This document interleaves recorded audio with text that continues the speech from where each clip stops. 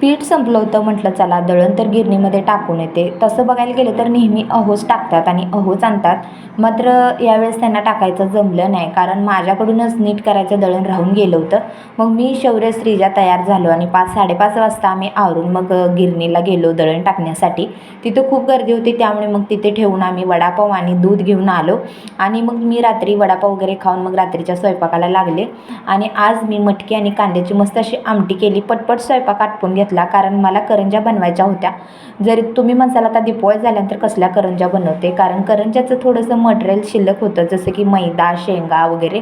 गुळ पण होतं. म्हटलं चला पौष्टिक असतात आणि शौर्याला आणि शौर्याच्या पप्पाला शिवाय मलासुद्धा खूप आवडतात. म्हटलं चला बनवून घेते, कारण पौष्टिक खायचं, बाहेरचं खाण्यापेक्षा अशा गोष्टी खाल्ल्याला कधीही चांगलं असतात. पोरांना पण चांगलं लागतं ते, किंवा हाडे मजबूत होतात. त्यामुळे गुळामुळे कॅल्शियम पण वाढतं, म्हणून करंज्या बनवल्या. या मग तुम्ही पण खायला आणि सबस्क्राईब करा. बाय.